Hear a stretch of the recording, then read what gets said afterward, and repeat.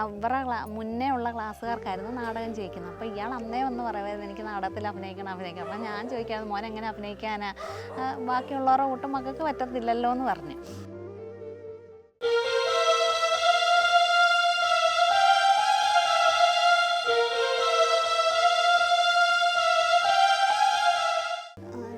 അറിയത്തില്ല, ഇങ്ങനെ നമ്മളിങ്ങനെയുള്ളൊരു കുഞ്ഞിനെ കണ്ടിട്ടേ ഇല്ല, നമ്മൾ നേരത്തെ ഒന്നും അറിയത്തില്ല നമുക്ക് ഇങ്ങനൊരു ആളിങ്ങനെയുള്ളൊരു.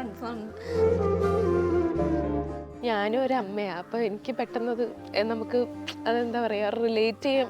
നമ്മളും ആലോചിക്കും കുഞ്ഞ് എങ്ങനെ പുറത്തേക്ക് വരുമ്പോൾ എങ്ങനെയായിരിക്കും, അങ്ങനെയൊക്കെ നമ്മളൊക്കെ ആലോചിക്കുമല്ലോ. ആ ഒരു സമയത്ത് ഉണ്ടായ ഒരു മാനസിക വിഷമം എന്ന് പറഞ്ഞാൽ എനിക്കിപ്പോൾ ആലോചിക്കാൻ പറ്റും. കണ്ടു കഴിഞ്ഞപ്പോൾ എങ്ങനെ വളർത്തും എന്നൊക്കെ ഉള്ളൊരു ചിന്തയായിപ്പോയി. പിന്നെ നമ്മൾ ഒരുവിധം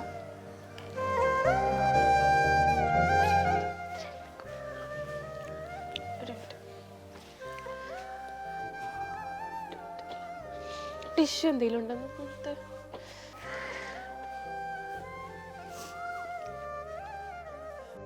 അയാള് പാട്ട് കേട്ടിട്ട് അയാൾക്ക് ഇഷ്ടപ്പെടുന്ന പാട്ട് അയാൾ അതിനകത്ത് തന്നെ വായിക്കാം. അതും യൂട്യൂബ് നോക്കി തന്നെയാണോ? അല്ല, യൂട്യൂബ് അല്ല, പാട്ട് കേട്ടിട്ട് ആ പാട്ടിനനുസരിച്ച് വായിക്കും.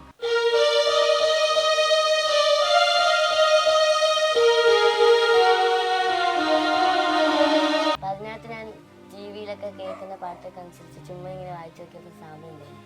അങ്ങനെ വാപ്പി ഒരു ദിവസം യൂട്യൂബിനകത്ത് നമ്മുടെ ദേശീയഗാനമായ ജനഗണമനയുടെ ഒരു കീബോർഡ് വായിക്കുന്ന ഒരാൾ വായിക്കുന്നത് എന്നെ കാണിച്ചു തന്നു. അപ്പം അത് നോക്കി ഞാൻ 3 മണിക്കൂർ പഠിച്ചു. ചിത്രം വരയ്ക്കും, പിന്നെ എന്തൊക്കെയാ പറയൂ, ക്രിക്കറ്റ് കളിക്കും, ഫുട്ബോൾ കളിക്കും, പിന്നെ പാട്ട് പാടും. കുറച്ച് കഴിഞ്ഞ് നമുക്ക് വന്നപ്പം ഒരു ഇതാണ് പറയുന്നത്, ഒരു പ്രൗഡ് മൊമെന്റ്സ് പോലെ, അഭിമാനം പോലൊക്കെ ഉണ്ടായിരുന്നു. അതൊന്നും ഇപ്പൊ ഇവിടം വരെ എത്തി നിൽക്കുമ്പോഴേക്കും ഉണ്ടല്ലോ അത് നമുക്ക് വാക്കറിനകത്തിരിക്കുമ്പോൾ ഒത്തിരി വട്ടം വീണിട്ടുണ്ട് മോന്. ആദ്യം നമ്മൾ കട്ടിലയിൽ ഇരുത്തുമ്പം സൈഡിൽ 2, പുറകിലൊന്ന്, ഫ്രണ്ടിലൊന്ന്, അങ്ങനെ 4 തല അങ്ങനെ എടുത്ത് വെച്ചിട്ടായിരുന്നു ഇരുത്തുന്നത്. പരിമിതികളെ കലയിലൂടെ അതിജീവിച്ച ഒരു കൊച്ചുമിടുക്കനാണ് നമ്മുടെ കൂടെ ഇന്നുള്ളത് മുഹമ്മദ് യാസിനും. യാസിന്റെ കുടുംബമുണ്ട്. നമസ്കാരം യാസിൻ. നമസ്കാരം. Welcome to movie world. സുഖമായിരിക്കുന്നോ? യാസ് പരിചയപ്പെടുത്ത ഉമ്മ, പിന്നെ അനിയനാണ്. അനിയൻ എത്രാം ക്ലാസ്സിലാണ് പഠിക്കണേ? ഇനി 6ലേക്കാണ്. യാസിന് എത്രാം ക്ലാസ്സിലാണ് പഠിക്കണേ? ഇനി 8ലേക്കാണ്.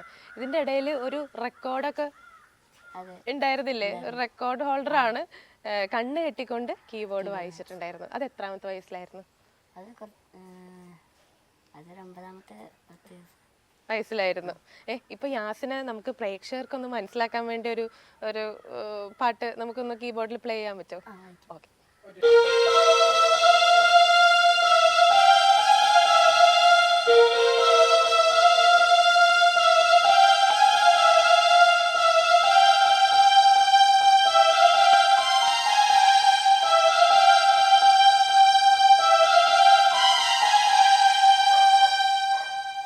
അടിപൊളി.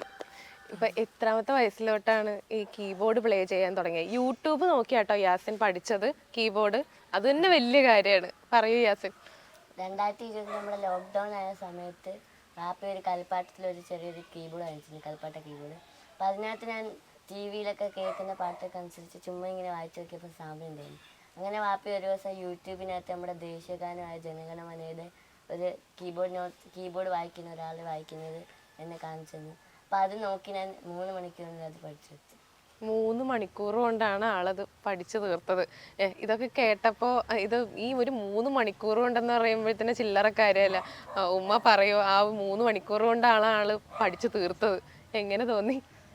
ഭയങ്കര സന്തോഷമായിരുന്നു. മോൻ ഇങ്ങനത്തെ കഴിവുണ്ടെന്ന് നമുക്ക് അറിയത്തില്ലായിരുന്നു. അപ്പം ഇവർക്ക് ചുമ്മാ ഇങ്ങനെ ബോറടിക്കണ്ടാലോ എന്ന് പറഞ്ഞുകൊണ്ടൊരു കീബോർഡ് വാങ്ങിച്ചു കൊടുത്തായിരുന്നു. ചെറിയ കളിപ്പാട്ടമായിരുന്നു. അപ്പം അതിനകത്ത് ചുമ്മാ ഇങ്ങനെ കളിച്ചോണ്ടിരുന്നപ്പോഴേ വാപ്പിക്ക് ഇങ്ങനെ ഒരു സമയം പോലെ തോന്നിയിട്ട് ഇങ്ങനെ അയച്ചു കൊടുത്തയാ.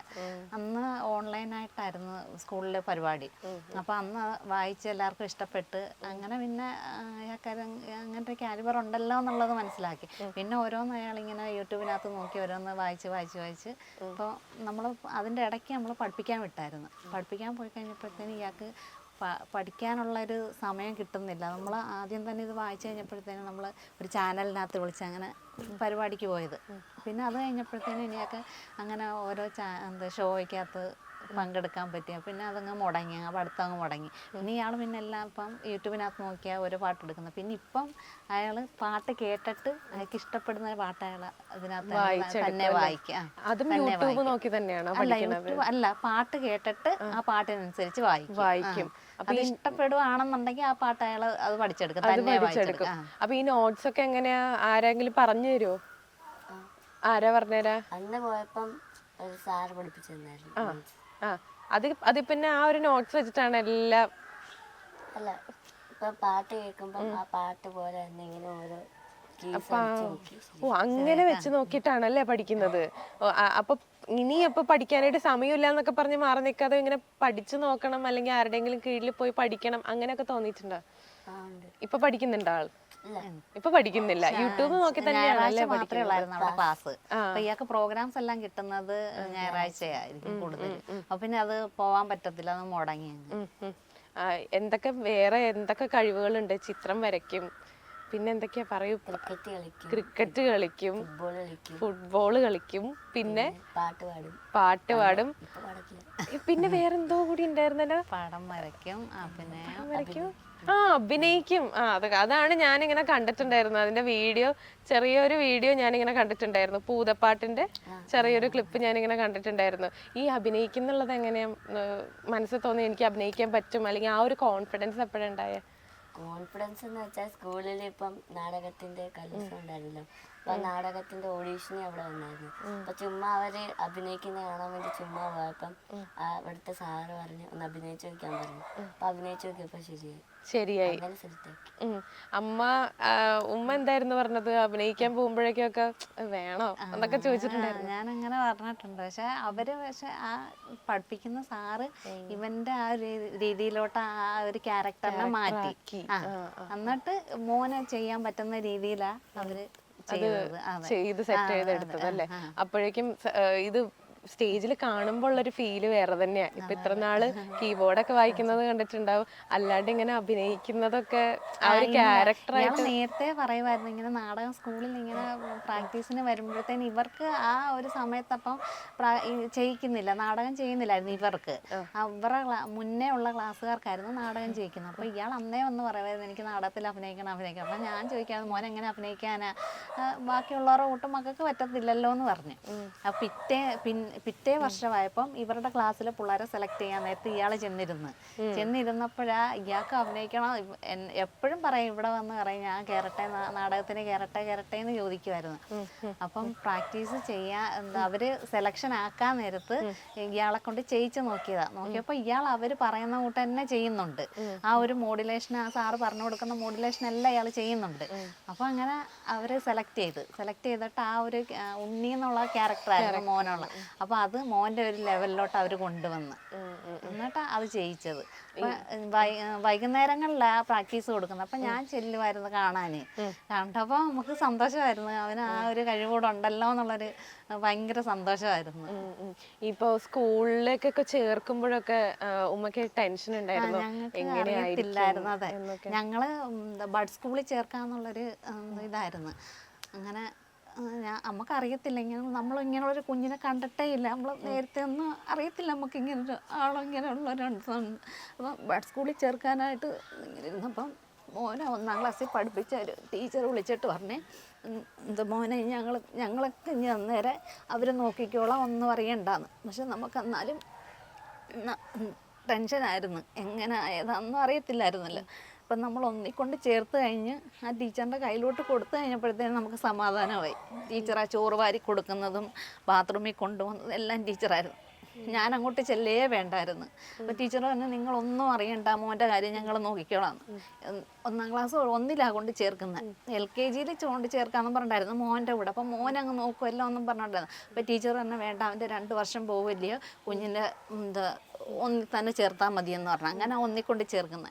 1 മുതൽ 7 വരെ ഞാൻ അങ്ങോട്ട് പോയിട്ടേ ഇല്ല മോൻ്റെ ഒരു കാര്യത്തിനും. ടീച്ചർമാരും കുട്ടികളും എല്ലാം അവൻ്റെ കാര്യങ്ങൾ നോക്കുന്നത്.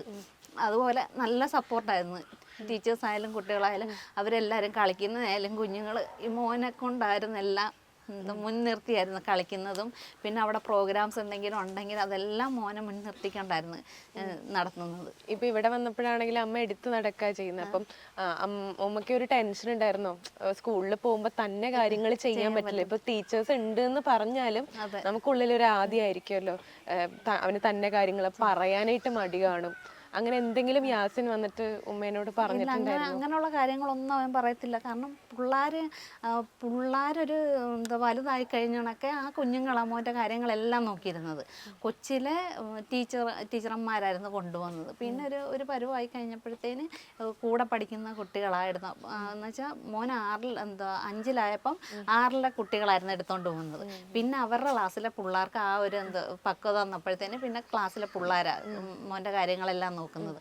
ഞാൻ അങ്ങോട്ട് ചെല്ലിയേ വേണ്ടെന്ന് നമുക്ക് ടെൻഷനായിരുന്നു. അപ്പം പക്ഷേ എന്നോട് പറയും വേണ്ട ചെല്ലണ്ട, ഞങ്ങൾ നോക്കിക്കോളാം എന്ന് പറഞ്ഞായിരുന്നു. പിന്നെ അടുത്ത വർഷം 8-ല് പുതിയ സ്കൂളിലോട്ടാണ് പോകുന്നത്. അപ്പോൾ അവിടുത്തെ മോൻ്റെ കൂടെ പഠിക്കുന്ന കുഞ്ഞുങ്ങൾ ഇവൻ്റെ കൂടെ തന്നെ ഉള്ളവർ അവൻ്റെ കൂടെ തന്നെ വന്നു. അപ്പോൾ ആ ഒരു ടെൻഷനും ഇല്ല ഇപ്പോൾ. പിന്നെ അവിടുത്തെ സാറന്മാരെല്ലാം വന്നിച്ച് പറഞ്ഞ് ഞങ്ങൾ നോക്കിക്കോളാം, സാറന്മാരുണ്ട് അവിടെ. അപ്പം ഞങ്ങൾ നോക്കിക്കോളാം, മോൻ്റെ കാര്യത്തിൽ കുഴപ്പമൊന്നുമില്ല, പേടിക്കണ്ട. പിന്നെ മോൻ്റെ കൂടെ പഠിക്കുന്ന പിള്ളേരും അവിടെ തന്നെ. അപ്പോൾ അവരെല്ലാവരും കൂടെ ഒരു ക്ലാസ്സിലാക്കാമെന്ന് സാറന്മാർ പറഞ്ഞേക്കുന്നത്. ഈ കുട്ടികളുടെ ഇടയിലുണ്ടല്ലോ, സംസാരിക്കുമ്പോഴാണെങ്കിലും അല്ലെങ്കിൽ അവർ കൂട്ടുകൂടി ഇരിക്കുമ്പോഴാണെങ്കിലും ഒക്കെ എന്തെങ്കിലുമൊക്കെ കളിയാക്കലുകളോ അങ്ങനെ എന്തെങ്കിലുമൊക്കെ വന്ന് പറഞ്ഞിട്ടുണ്ടായിരുന്നോ? ഇല്ല, മോൻ അങ്ങനെയുള്ളൊരു അനുഭവമേ ഇല്ല. നമുക്ക് അക്കാര്യത്തിൽ നമ്മൾ ഭാഗ്യം ചെയ്തതാണ്. കാരണം ആ ഒരു ലെവലിലല്ല കുഞ്ഞുങ്ങൾ നോക്കുന്നത്. അവന് നമ്മളെന്ന് വെച്ച് കഴിഞ്ഞാൽ മോനായി കഴിഞ്ഞാലും മോന് മുമ്പേ നമ്മൾ കുറച്ച് കെയറിങ് ചെയ്തായിരുന്നു. അപ്പോൾ മോനായി കഴിഞ്ഞപ്പോൾ നമ്മൾ പിന്നെ ആ ഒരു ഈ മോനെ നോക്കുന്ന കൂട്ടൻ അവനെ നമ്മൾ നോക്കി ഒരു പ്രത്യേകത ഇല്ലാത്ത നമുക്ക് അങ്ങനെ ഒരു നിർബന്ധം ഉണ്ടായിരുന്നു. ആരും അങ്ങനെ ഒരു കണ്ണുകൊണ്ട് അവനെ കാണരുത്. അപ്പം നമ്മൾ ആ ഒരു ലെവലിൽ വളർത്തിയാലേ അവൻ ആ രീതി വരുത്തോളം നമുക്ക് അറിയാമായിരുന്നു. ഞങ്ങൾ രണ്ടുപേരെ ഒരേപോലെ കാണുന്നത്. അപ്പോൾ അതുപോലെ തന്നെ അവന് അതൊരു ഫീലില്ല. നമ്മുടെ അടുത്ത് ചോദിച്ചിട്ടില്ല എന്താ ഞാനിങ്ങനെ ആയെന്നുള്ളൊരു ഇതൊന്നും അവൻ ചോദിച്ചിട്ടേ ഇല്ല. അതുപോലെ കൂടെ പഠിക്കുന്ന പിള്ളേർക്കായാലും അവനൊരു കുറവുണ്ടെന്ന് അറിയത്തില്ല. എന്നുവെച്ചാൽ അവരുടെ കൂടെ ഇരുന്ന് കളിക്കും. ക്ലാസ്സിൽ ചെല്ലണം അവൻ്റെ കളികൾ കാണണമെങ്കിൽ. ഇത് റബ്ബറായാലും താഴെ കിടന്നു കഴിഞ്ഞാൽ തട്ടല, ഫുട്ബോൾ കളിക്കുന്ന കൊണ്ട് തട്ടല. അതിനനുസരിച്ച് പിള്ളേരും കൂടെ ഇവൻ്റെ കൂടെ കളിക്കും. അപ്പോൾ ടീച്ചർമാർ ഞാൻ ചെല്ലുമ്പോൾ പറയും ഇവൻ പേടിക്കാൻ അവൻ്റെ കാര്യം ചവിട്ടോ നമുക്കറിയാം അവന് എന്തോ കിട്ടിയാലും കളിച്ചോളൂന്ന്. പക്ഷെ ആ പിള്ളേർ ശ്രദ്ധിച്ചാണ് അവൻ്റെ കൂടെ കളിക്കുന്നത്. ക്രിക്കറ്റൊക്കെ കളിക്കുമ്പോഴേക്കും പെട്ടെന്ന് അങ്ങോട്ടും ഇങ്ങോട്ടും മാറേണ്ടൊക്കെ വരുമല്ലോ. ഇപ്പൊ ആദ്യമേ ഞാൻ ആ വീഡിയോ കണ്ടപ്പോഴേക്കും ഉപ്പ പറയുന്നുണ്ടായിരുന്നു ബാലൻസ് കിട്ടാനായിട്ട് ആദ്യമൊക്കെ ബുദ്ധിമുട്ടുള്ള ഒരു സമയം ഉണ്ടായിരുന്നു. അതിനകത്തൊന്നും ഇപ്പൊ ഇവിടം വരെ എത്തി നിൽക്കുമ്പോഴേക്കും ഉണ്ടല്ലോ അത് നമുക്ക് വാക്കറിനകത്തിരിക്കുമ്പോൾ ഒത്തിരി വട്ടം വീണിട്ടുണ്ട് മോന്. ആദ്യം നമ്മൾ കട്ടിലയിൽ ഇരുത്തുമ്പം സൈഡിൽ 2, പുറകിലൊന്ന്, ഫ്രണ്ടിലൊന്ന്, അങ്ങനെ 4 തല അങ്ങനെ എടുത്ത് വെച്ചിട്ടായിരുന്നു ഇരുത്തുന്നത്. കാരണം ഇരുത്തുമ്പോഴത്തേന് പെട്ടെന്ന് അങ്ങ് മറിഞ്ഞു പോകുമായിരുന്നു. അപ്പോൾ പിന്നെ അതിൽ നിന്ന് ഇങ്ങനെ ബാലൻസ് ചെയ്ത് വന്ന് പിന്നെ നമ്മൾ വാക്കറിനകത്തിരുത്തി. അപ്പോൾ അയാൾക്ക് നടക്കുന്ന ആ രീതി വാക്കറിനകത്ത് നടക്കും. അങ്ങനെ ഒത്തിരി വട്ടം വീണിട്ടുണ്ട്, വാക്കറിൽ നിന്ന് വീണിട്ടുണ്ട്. പിന്നെ നമ്മൾ താഴെ ഇരുത്തിയിട്ട് ഇങ്ങനെ ചെറുതായിട്ട് മൂവ് ചെയ്ത് അങ്ങനെ ഇയാൾ ഒരു ബാലൻസായി. പിന്നെ നമ്മൾ കിടക്കാൻ അറിയത്തില്ലായിരുന്നു, കിടന്നിട്ട് എഴുന്നേക്കാനും അറിയത്തില്ലായിരുന്നു. പിന്നെ അത് വാപ്പി പറഞ്ഞു കൊടുത്തു, മോൻ ഇങ്ങനെ കിടക്കണം എന്നിട്ട് ഇങ്ങനെ എഴുന്നേക്കണമെന്ന് പറഞ്ഞു കൊടുത്ത്. ആ ഒരു കാര്യം മാത്രമേ നമ്മൾ പറഞ്ഞെടുത്തിട്ടുള്ളായിരുന്നു. പിന്നെ നമുക്കില്ല പടിക്കകത്തുനിന്ന് ഇറങ്ങാനും കയറാനും ബുദ്ധിമുട്ടായിരുന്നു, അതും പറഞ്ഞു കൊടുത്ത്. ഈ 2 കാര്യം നമ്മൾ പറഞ്ഞു കൊടുത്തിട്ടുള്ളത്. ബാക്കിയെല്ലാം മോൻ്റെ ആ ഒരു എന്തെന്ന് വെച്ചാണ് എല്ലാം ചെയ്തത്. ഭക്ഷണം ആയാലും നമ്മൾ പ്ലേറ്റിനകത്ത് ചോറിട്ട് കൊടുത്തു കഴിഞ്ഞാൽ അയാൾ തന്നെ വാരി കഴിക്കും. നമ്മൾ പിന്നെ സ്കൂളിലോട്ടങ്ങ് ആ രീതിയിലാക്കിയില്ലെന്നേ ഉള്ളൂ. നമ്മൾ വീട്ടിലാണെങ്കിൽ ആ രീതിയിൽ അവൻ തന്നെ വാരി കഴിക്കും. ഇപ്പൊ ഫ്യൂച്ചറൊക്കെ ആലോചിച്ച് നമുക്ക് ഒരു ടെൻഷൻ തോന്നില്ലേ? അല്ലെങ്കിൽ ഇത് കഴിഞ്ഞു കഴിഞ്ഞാൽ എങ്ങനെ നോക്കും? ഇപ്പൊ മോൻ നന്നായിട്ട് നോക്കുന്നുണ്ട്, നമ്മൾ കണ്ടപ്പോഴേക്കും ഭയങ്കര അടുത്ത് പിടിച്ചിരുത്തി അങ്ങനെ സ്നേഹിക്കുന്നത് കണ്ട് ഉള്ളിൽ നിന്ന് വരുന്നതാ അതൊക്കെ. അപ്പം കുറെ കാലം കഴിഞ്ഞു കഴിഞ്ഞാൽ എന്താണ് നമുക്ക് സംഭവിക്കാന്നുള്ളത് നമുക്ക് പറയാൻ പറ്റില്ല. അതൊക്കെ ആലോചിച്ച് ഉമ്മയ്ക്ക് ഞങ്ങൾ രണ്ടുപേരും ആ കാര്യം എപ്പോഴും പറയുമായിരുന്നു. അപ്പം മോനിപ്പം കലാപരമായിട്ടൊരു രീതിയിലോട്ട് പോവുകയാണെന്നുണ്ടെങ്കിൽ കുറച്ച് പേര് സപ്പോർട്ട് ചെയ്യാൻ അവൻ്റെ കൂടെ എപ്പോഴും കാണുമല്ലോ. അപ്പം നമ്മളില്ലാതായി കഴിഞ്ഞാലും അവനെ നോക്കാൻ ആളുകൾ കാണുമല്ലോ. അപ്പം അതുകൊണ്ട് അവനെ ഇത്രയും നമ്മൾ അവനെ ആ ഒരു ലെവലിലോട്ട് ആക്കുന്നത്. കൈരളി ടിവിയുടെ ഒരു അവാർഡ് കിട്ടിയിട്ടുണ്ടായിരുന്നു. മമ്മൂക്കയുടെ ഇന്ന് ആ ഒരു അവാർഡ് കിട്ടിയപ്പോൾ എങ്ങനെയുണ്ടായിരുന്നു? ഞങ്ങൾ ആദ്യം അവിടെ ചെന്നപ്പം മമ്മൂക്ക വന്നില്ലായിരുന്നു. പിന്നെ കുറച്ച് കഴിഞ്ഞ് മമ്മൂക്ക വന്നപ്പം ഒരു എന്താണ് പറയുന്നത്, ഒരു പ്രൗഡ് മൊമെന്റ്സ് പോലെ അഭിമാനം പോലൊക്കെ ഉണ്ടായിരുന്നു. അപ്പം മമ്മൂക്കയുടെ അടുത്ത് കയറിയപ്പം മമ്മൂക്ക ആദ്യമേ എനിക്ക് ഉമ്മ വന്നു. അപ്പം ഞാനും തിരിച്ച് ഉമ്മ കൊടുത്തു. അങ്ങനെ അവാർഡ് വാങ്ങിച്ചിട്ട് കീബോർഡ് വായിക്കായിരുന്നു. അങ്ങനെ കീബോർഡൊക്കെ വായിച്ച് നോക്കിയിട്ട് കീബോർഡ് വായിച്ച് കേൾപ്പിച്ചു കൊടുത്തു. കേൾപ്പിച്ചു കൊടുത്തു. എന്താ പറഞ്ഞ അത് കഴിഞ്ഞിട്ട് ഫോട്ടോ എടുത്ത് സെൽഫി ഒക്കെ എടുത്ത്. അങ്ങനെ ഒരു പുരസ്കാരം കിട്ടുന്നുള്ളത് മമ്മൂക്കയുടെ നിന്ന് മേടിക്കാൻ പറ്റുന്നത് വലിയൊരു കാര്യമല്ലേ? സ്കൂളിലൊക്കെ എന്താ പറഞ്ഞപ്പോ? സ്കൂളിലൊക്കെ ഭയങ്കര സപ്പോർട്ടും അഭിമാനം എല്ലാം. ടീച്ചേഴ്സൊക്കെ എന്താ പറഞ്ഞു? ടീച്ചേഴ്സൊക്കെ ഭയങ്കര അഭിപ്രായമൊക്കെ. അതിനുശേഷം പിന്നെ സ്കൂളിൽ അങ്ങ് സ്റ്റാർ ആയിരുന്നില്ലേ? അതെങ്ങനെ ഉണ്ടായിരുന്നു ആ ഒരു മൊമെന്റ് ഒക്കെ? ഓർമ്മയുണ്ടോ? ഓർമ്മയില്ല, ഇച്ചിരി ചെറുതായിരുന്നു അല്ലേ? വാപ്പേനെ കഴിഞ്ഞ വർഷമാണ് കിട്ടിയത്. ഓക്കെ, കഴിഞ്ഞ വർഷം അതിനു മുമ്പേ പ്രോഗ്രാംസ് അവതരിപ്പിക്കാൻ തുടങ്ങിയിട്ടുണ്ടായിരുന്നു. ഒത്തിരി സ്റ്റേജുകളിലും പിന്നെ ചാനലുകളിലും ഒക്കെ പോയിട്ടുണ്ടായിരുന്നു. പിന്നെ മന്ത്രിമാരുടെ എന്തെങ്കിലും പരിപാടികളുണ്ടെങ്കിൽ മോനെ വിളിക്കും ഗസ്റ്റായിട്ട്. കഴിഞ്ഞ ഡിസംബറിൽ ഡിസേബിൾ ഡേയുടെ അന്ന് ഏതായിരുന്നു ഭിന്നശേഷി ഡിസേബിൾ ഡേയുടെ ഒരു ഫംഗ്ഷൻ ഉണ്ടായിരുന്നു തൃശ്ശൂര് വെച്ച്. ബിന്ദു മിനിസ്റ്റർ ആയിരുന്നു. അപ്പൊ അതിന് നമ്മളെ മോനായിരുന്നു ചീഫ് ഗസ്റ്റ് ആയിട്ട് വിളിച്ചിട്ടുണ്ടായിരുന്നു. VA ശിവൻകുട്ടി സാറിന്റെ പ്രൊഫൈലില് ഒരു വീഡിയോ വന്നിട്ട് ഞാൻ കണ്ടിട്ടുണ്ടായിരുന്നു. അതിനുശേഷം ഇത്ര എന്തോന്നായത് എല്ലാരും അറിഞ്ഞു തുടങ്ങിയത്. മോൻ അതിന് മുമ്പേ പ്രോഗ്രാംസ് ചെറുതായിട്ട് ചെയ്യുന്നുണ്ടായിരുന്നു. അപ്പം ഇവരുടെ സ്കൂളിലെ ഉദ്ഘാടനത്തിന് മന്ത്രി വന്നിട്ടുണ്ടായിരുന്നു. അപ്പൊ നമ്മുടെ MLAക്ക് മോന് ഭയങ്കര ഇഷ്ടമാണ്. നമ്മുടെ ഇവിടുത്തെ MLA പ്രദീപ MLA. അപ്പൊ MLAക്ക് ഭയങ്കര ഇഷ്ടമായിരുന്നു. അങ്ങനെ അവിടെ വെച്ച് സ്കൂളിൽ വെച്ച് കണ്ടപ്പം ആ സ്കൂളിലാണ് പഠിക്കുന്നതെന്ന് അറിയത്തില്ലായിരുന്നു. അപ്പൊ കണ്ടു കഴിഞ്ഞപ്പം മിനിസ്റ്ററിനെ പരിചയപ്പെടുത്തി. അങ്ങനെ ആ മിനിസ്റ്റർ പോസ്റ്റ് ഇട്ടത്, FB പോസ്റ്റ് ഇട്ട് കഴിഞ്ഞപ്പോഴത്തേനാ ആളുകൾ അറിഞ്ഞത്. അപ്പൊ ഒരു സംഗീത സംവിധായകൻ മോനെ കാണാൻ വന്നിട്ടുണ്ടായിരുന്നു. അങ്ങനെ പിന്നെ കുറച്ച് ആളുകൾ അറിയാൻ തുടങ്ങിയത്. എന്തായിരുന്നു മോന് സംഭവിച്ചിരുന്നത്? ജന്മന തൊട്ട് എങ്ങനെയായിരുന്നു അത്? നമ്മൾ അറിഞ്ഞിട്ടില്ലായിരുന്നു. 8ാം മാസം ചെക്കപ്പിന് പോയപ്പോൾ മോനൊരു അനക്കക്കുറവുണ്ടെന്ന് പറഞ്ഞ് അവർ സ്കാൻ ചെയ്തപ്പോൾ പറഞ്ഞ് അതുപോലെ ഫ്ലൂയിഡ് കുറവാ കുഞ്ഞിന്. നമ്മൾ ഒന്നി ഓപ്പറേഷൻ ചെയ്തെടുത്തു കഴിഞ്ഞാൽ ഒന്നി കുഞ്ഞല്ലെങ്കിൽ തള്ള ആരെങ്കിലും ഒരാളെ ജീവിക്കത്തോളം എന്ന് പറഞ്ഞേ.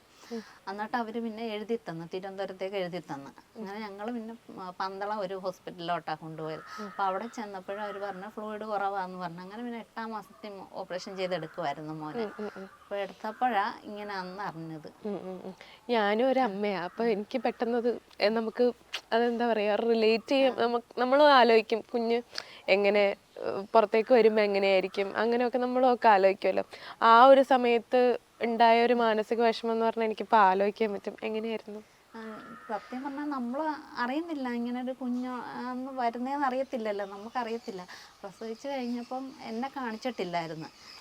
അവർ പറഞ്ഞ കുഞ്ഞിന് വെയിറ്റ് കുറവായതുകൊണ്ട് ഇൻക്യുബേറ്റർ വെച്ചേക്കുവാണെന്ന് പറഞ്ഞു. ഒരാഴ്ച കഴിഞ്ഞ് ഡിസ്ചാർജ് ആവുന്നതിൻ്റെ അന്നാ കുഞ്ഞിന് ഇങ്ങനെ എന്തോന്നാണെന്ന് ഡോക്ടർ പറയുന്നത്. പറഞ്ഞു കഴിഞ്ഞപ്പോഴത്തേന് നമ്മൾ എന്ത് ചെയ്യണ്ടേന്നുള്ളത് അപ്പോഴത്തേന് ബാക്കിയുള്ളവരെല്ലാം അറിഞ്ഞിക്കായും ഉമ്മായും എല്ലാം അറിഞ്ഞ് അവരൊരുവിധം സമാധാനപ്പെട്ടിരുന്നേത്. അപ്പം പിന്നെ എന്നോട് പറയുന്ന ഒരു ടാസ്കേ ഉള്ളായിരുന്നു അവർക്ക്. പിന്നെ അറിഞ്ഞു കഴിഞ്ഞപ്പോഴത്തേന് പിന്നെ അവരെല്ലാവരും കൂടെ വന്ന് എന്നെ സമാധാനിപ്പിച്ച് നമുക്ക് വളർത്താം അങ്ങനെയാന്ന് പറഞ്ഞ്. അപ്പം നമ്മൾ ആദ്യമായിട്ട് ഇങ്ങോട്ട് കുഞ്ഞിനെ കാണുന്നത് തന്നെ കണ്ടു കഴിഞ്ഞപ്പോൾ എങ്ങനെ വളർത്തും എന്നൊക്കെ ഉള്ളൊരു ചിന്തയായിപ്പോയി. പിന്നെ നമ്മൾ ഒരുവിധം ഓക്കെ ആവുമ്പോൾ നമ്മൾ കുറേ വർഷം എടുത്ത് 3-4 വർഷം. എന്നാലും നമ്മുടെ ഇപ്പോഴും നമ്മുടെ ഉള്ളിൽ ആ ഒരു വിഷമം ഉണ്ട്.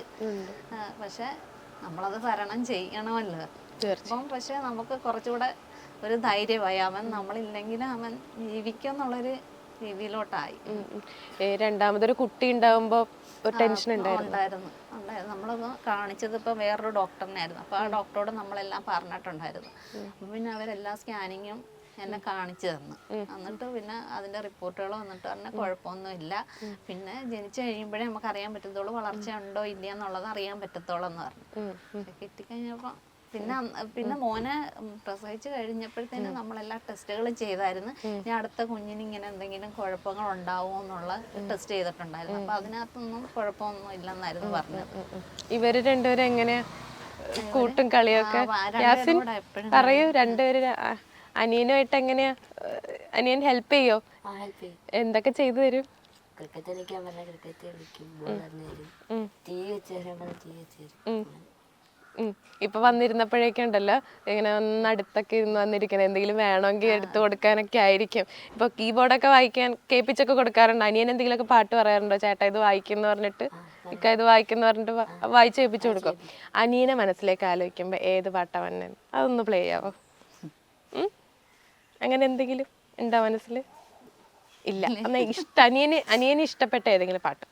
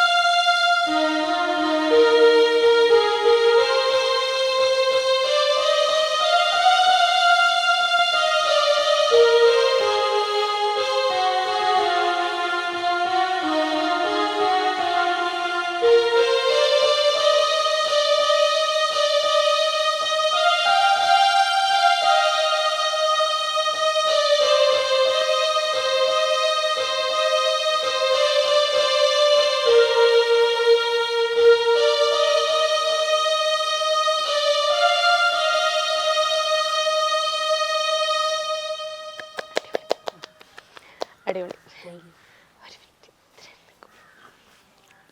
ഒരു മിനിറ്റ്.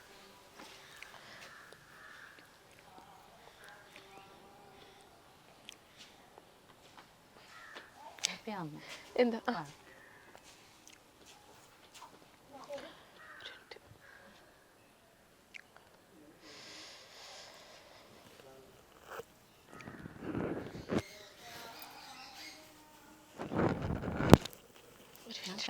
ഇന്റർവ്യൂവിന് പങ്കെടുക്കാണ്ട് എനിക്ക് വല്ല കാര്യം പറയുമ്പോഴത്തേന് ഞാൻ എനിക്ക് പെട്ടെന്ന് കരച്ചിൽ വരാതാ പ്രശ്നം.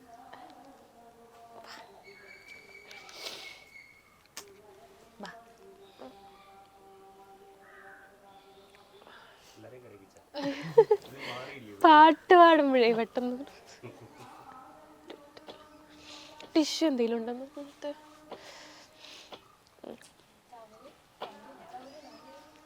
എൻ്റെ അല്ല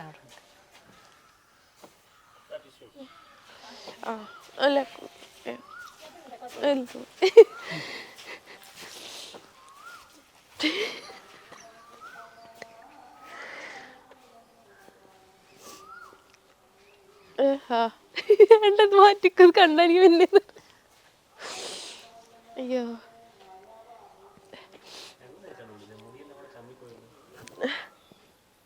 ഞങ്ങൾ ഇത്ര ഒരുക്കം കൂടിയപ്പോൾ പറ്റിയതാ. ഓക്കെ ഓക്കെ ആണോ? ഓക്കെ. ചിരി മാറി അല്ല കരച്ചിൽ മാറി ചിരിയൊക്കെ. ഇപ്പം പ്രോഗ്രാംസിനൊക്കെ പോകുമ്പോൾ എങ്ങനെയാ പോവാറ്? നിങ്ങൾ എല്ലാരും കൂടെ പോവാറെന്നൊക്കെ പറഞ്ഞു. ഞങ്ങൾ 4 പേരോടെ പോകുന്നത്. ഉമ്മ ഉണ്ട്, ഞങ്ങൾ 5 പേരോടെ ആയിരുന്നു പോയിക്കൊണ്ടിരുന്നത്. അപ്പൊ ഉമ്മയ്ക്ക് സുഖമില്ലായിരിക്കുമായിരുന്നു. അപ്പൊ പിന്നെ ഞങ്ങൾ 4 പേരോടെ പോകുന്നത്. ഈ പ്രോഗ്രാംസിനൊക്കെ ചെല്ലുമ്പോഴേക്കും എന്തെങ്കിലും ബുദ്ധിമുട്ടുകൾ ഉണ്ടാവാറുണ്ടോ? അവിടെ ചെന്നിട്ട് എന്താ പറയാ, സംഘാടകരുടെ ഭാഗത്തുനിന്ന് അങ്ങനെ എന്തെങ്കിലുമൊക്കെ അങ്ങനത്തെ ഒരു ഉണ്ടായിട്ടില്ല? അനുഭവങ്ങളൊന്നും ഉണ്ടായിട്ടില്ല. എല്ലായിടത്തും പിന്നെ ചീഫ് ഗസ്റ്റ് ആയിട്ടായിരിക്കും പോകുന്നത്. അപ്പൊ പിന്നെ അങ്ങനത്തെ ഒരു അനുഭവം ഉണ്ടാവാറില്ല. ഇല്ലേ യാസിൻ? അങ്ങനെ തന്നെയാണ്. ഇപ്പൊ ഈ ഏതെങ്കിലും ഒരു സ്റ്റേജിൽ പെർഫോം ചെയ്തിട്ട് ഭയങ്കര സന്തോഷം തോന്നിയിട്ടുള്ള ഏതെങ്കിലും മൊമെന്റ് ഉണ്ടായിട്ടുണ്ടോ? എല്ലാം അങ്ങനെ തന്നെ ആയിരിക്കും, എന്നാലും എടുത്തത് പെട്ടെന്ന് ആലോചിക്കുമ്പോൾ മനസ്സിലേക്ക് തോന്നുന്ന എന്തെങ്കിലും? PMS എന്ന് പറഞ്ഞൊരു കോളേജിൽ പ്രോഗ്രാം അവതരിപ്പിക്കും. ഭയങ്കര സപ്പോർട്ട്, എല്ലാവരും കൂടെ പാടുകയൊക്കെ ചെയ്യും. കൂടെ പാടുകയൊക്കെ ചെയ്തു. ഈ സിനിമാ പാട്ടുകളാണോ കൂടുതലും എടുത്ത് പഠിക്കാറ്, അതോ എന്തെങ്കിലും സ്വയമായിട്ട് എന്തെങ്കിലുമൊക്കെ ചെയ്ത് നോക്കാറുണ്ടോ? സിനിമാ പാട്ട് വായിക്കും. ഏതാ ഏറ്റവും കൂടുതൽ ഭയങ്കര കുറേ ദിവസങ്ങൾ എടുത്ത് പഠിച്ചിട്ടുള്ള ഏതെങ്കിലും ഒരു സോങ് ഉണ്ട്? അതുണ്ട്, അത് പഠിച്ചിട്ടുണ്ട്. അതൊന്ന് പഠിച്ചിട്ട് കാര്യമാക്കി ഇട്ടോ.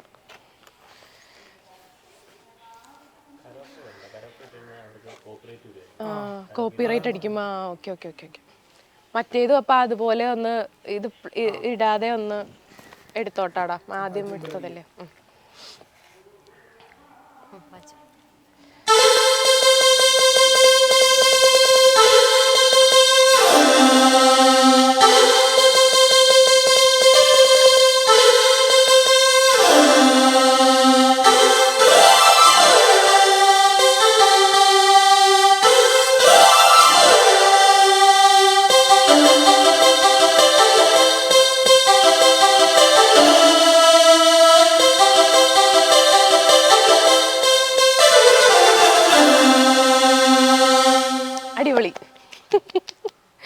ഇത് കൊറേ ദിവസങ്ങൾ എടുത്ത് പഠിച്ചതാ?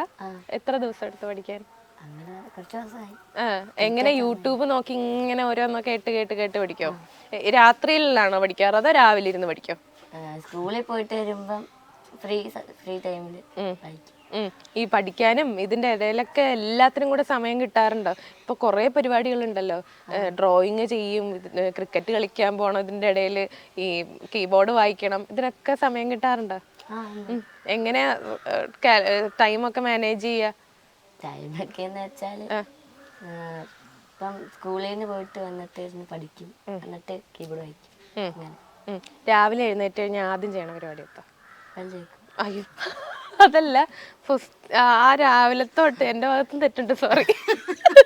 രാവിലത്തെ മുതൽ എന്തൊക്കെ ചെയ്യുന്നു പറഞ്ഞേ. രാവിലെ സ്കൂളിൽ പോകുന്ന ദിവസോട്ടാ? സ്കൂളിൽ പോകും, പഠിക്കും, എന്നിട്ട് വൈകുന്നേരം 4 മണിയൊക്കെ ആകുമ്പോൾ തിരിച്ച് വന്നിട്ട് കീബോർഡ് വായിക്കും, എന്നിട്ട് കുറച്ച് കഴിഞ്ഞ് പഠിക്കും. അങ്ങനെ എന്നിട്ട് രാത്രിയൊക്കെ ആകുമ്പോൾ കളിക്കും. രാത്രിയൊക്കെ ആകുമ്പോൾ കളിക്കാം. അപ്പോഴേക്കും അനിയനും ഫ്രീ ആവുമായിരിക്കും അല്ലേ? അനിയന്റെ കൂടെയാണോ കൂടുതലും കളിക്കുക അതോ പുറത്തുനിന്ന് ഫ്രണ്ട്സ് ഒക്കെ വരുമോ? വെക്കേഷൻ ടൈം ഒക്കെ ആകുമ്പോൾ ഫ്രണ്ട്സ് ഒക്കെ വരും. ഇപ്പൊ വെക്കേഷൻ ടൈം ആണ്, ഇനി അടുത്തത് 8ാം ക്ലാസ്സിലേക്കാണ് ആവാൻ പോണേ. അപ്പോൾ ഫ്രണ്ട്സ് ഒക്കെ എന്താ പറയാ, ഇപ്പൊ 8ാം ക്ലാസ്സിലേക്ക് ആകുമ്പോൾ പുതിയ കുറെ ഫ്രണ്ട്സ് ഒക്കെ വരുമല്ലോ, പഴയ ആൾക്കാരും ഉണ്ടാവും കൂടെ. അപ്പോൾ ഈ പഴയ ഫ്രണ്ട്സിന്റെ അടുത്തൊക്കെ ഇങ്ങനെയൊക്കെ പറഞ്ഞു നമുക്ക് ഇങ്ങനെയൊക്കെ ചെയ്യണം അങ്ങനെയൊക്കെ പറഞ്ഞ് പ്ലാൻ ചെയ്തൊക്കെ എന്തെങ്കിലുമൊക്കെ വെച്ചിട്ടുണ്ടോ? ഒന്നും വെച്ചിട്ടില്ല. അവരൊക്കെ ഇവിടെ വരുമോ കളിക്കാൻ വേണ്ടി? നിങ്ങൾ എന്താ കളിക്കുക? അപ്പോൾ ക്രിക്കറ്റ് ഒക്കെ കളിച്ചു കളിക്കും. അവരൊക്കെ ഭയങ്കര സപ്പോർട്ടീവ് ആണെന്ന് തോന്നണം അല്ലേ?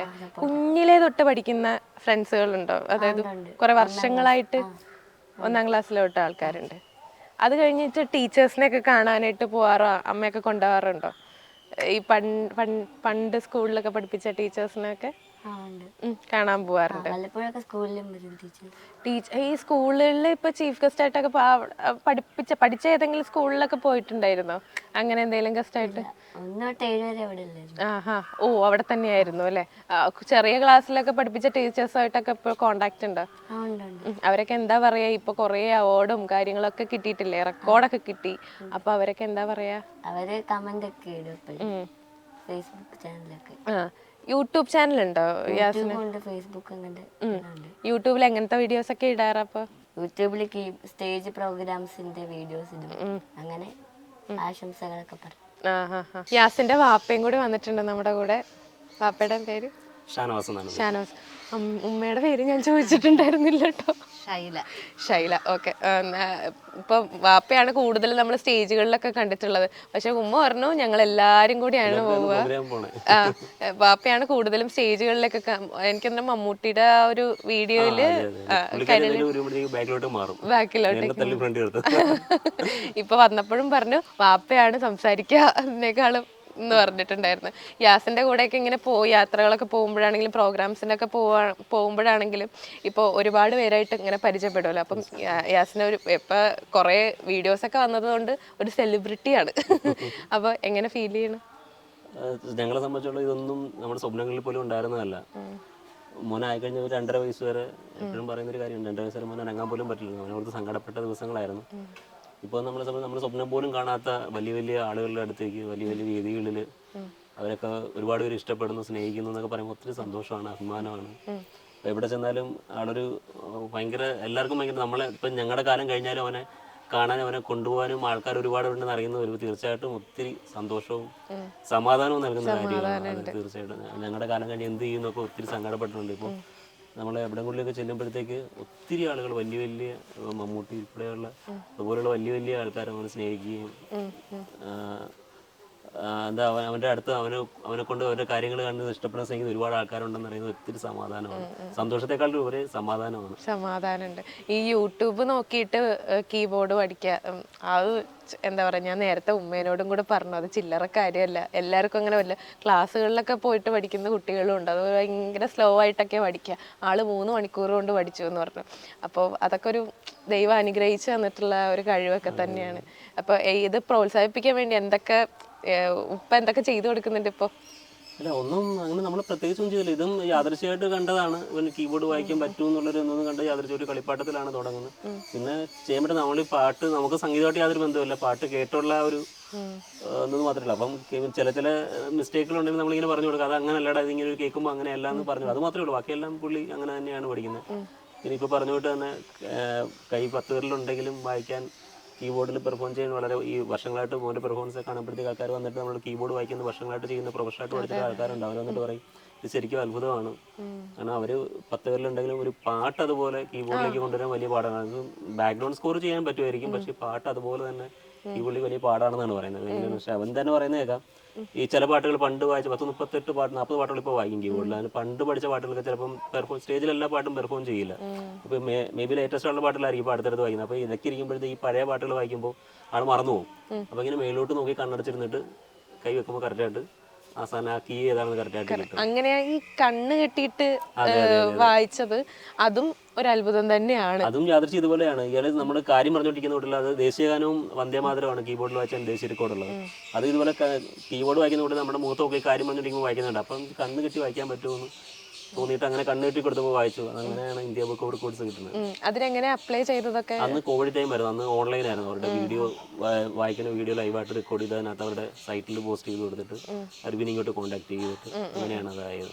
ഇതിനെപ്പറ്റി അന്വേഷിച്ചിട്ടുണ്ടായിരുന്നു, വേറെ ആരെങ്കിലും ചെയ്തിട്ടുണ്ടോ? അങ്ങനെ നമ്മൾ ആദ്യം ആ വീഡിയോ അവർക്ക് അപ്ലോഡ് ചെയ്ത് അവർ വെരിഫൈ ചെയ്തിട്ടാണ്. അത് ഇപ്പോഴും ഒരു 3 വർഷമായി ഇപ്പൊ റെക്കോർഡ് വന്നിട്ട്.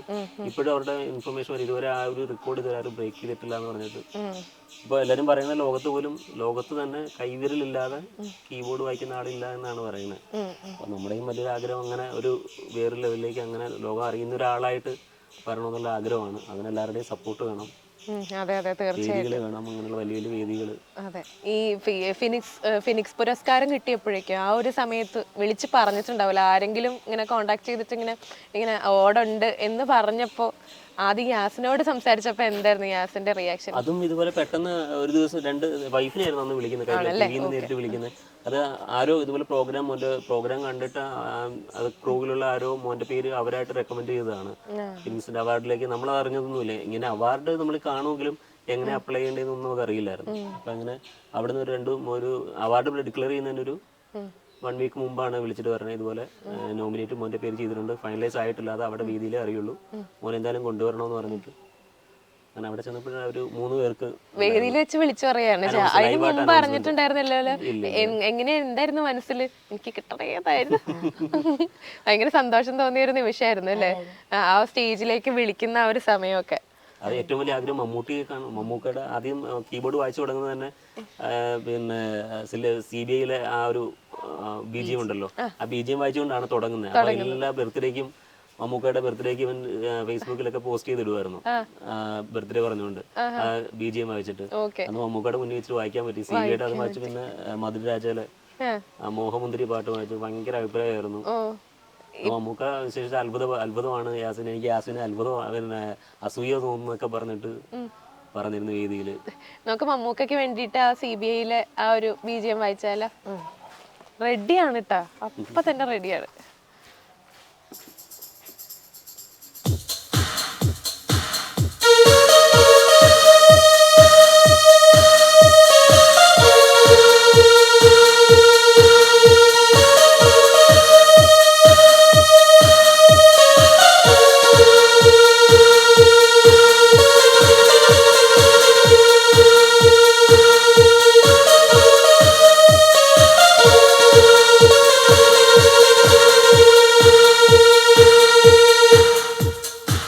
ഇനി നമുക്ക് അടുത്തതായിട്ട് ആരുടെയൊക്കെയാ കേൾക്കണ്ടേ? സാഗർ ഇലിയാസ് ജാക്കിയുടെ പിന്നെ കമ്മീഷണർ മിക്സ് ചെയ്ത് വായിക്കാണ്. ഓക്കെ.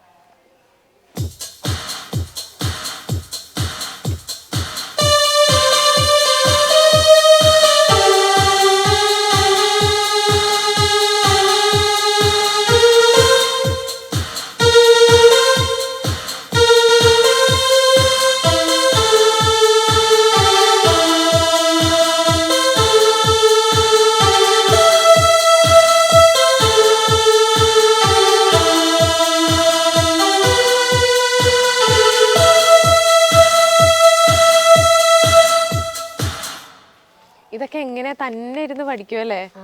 എത്ര ദിവസം എടുത്ത് ഇത് പഠിക്കാൻ വേണ്ടിയിട്ട്? ഇത് കുറച്ച് സമയം മതി. കുറച്ച് സമയം മതിയല്ലേ? അത്രയും പാട്ട് 3 മണിക്കൂർ കൊണ്ട് പഠിച്ച ആളാണ്. ഇതൊക്കെ കുറച്ച് സമയം മതി. ഓക്കെ, ഇനി എനിക്കൊരാഗ്രഹം കൂടി ഉണ്ട്. പോകുന്നതിന് മുമ്പ് ആ മോഹമുന്തിരിയും കൊണ്ടൊന്ന് കേൾക്കണം. അതുകൊണ്ട് വായിച്ചു തരുമോ?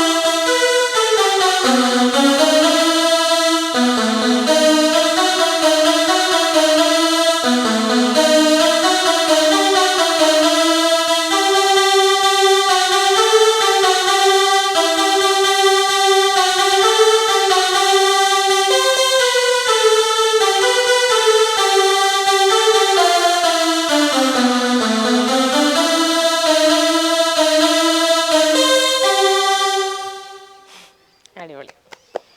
അപ്പൊ യാസിനെ ഒരുപാട് സ്റ്റേജുകളിൽ ഇതുപോലെ പെർഫോം ചെയ്യാൻ പറ്റട്ടെ. ഇനിയിപ്പോ നന്നായിട്ട് പഠിക്കണം. കീബോർഡൊക്കെ ഇനിയും ഒരുപാട് പാട്ടുകളൊക്കെ ട്രൈ ചെയ്ത് നോക്കില്ലേ? ഇനി വീഡിയോസ് ഒക്കെ വരണം, ഞങ്ങക്ക് കാണണം. റെഡി അല്ലേ അപ്പൊ? ഓക്കെ. അപ്പൊ എല്ലാരും വേദി വരണം, ഒരുപാട് വേദി വരണം. അതേപോലെ ഞങ്ങൾക്ക് ഒരു ഫേസ്ബുക്കിലും ഇൻസ്റ്റയിലും ഒക്കെ ഒരു അക്കൗണ്ട് ഉണ്ട്. യാസീൻ്റെ റിയൽ ഫൈറ്റർ എന്നാണ് പേര്. അപ്പോൾ എല്ലാവരും ഫോളോയും സബ്സ്ക്രൈബ് ഒക്കെ ചെയ്ത് സപ്പോർട്ട് ചെയ്യണം. അതെ, സപ്പോർട്ട് ചെയ്യണം, തീർച്ചയായിട്ടും സപ്പോർട്ട് ചെയ്യണം. അപ്പോൾ thank you so much. Thank you.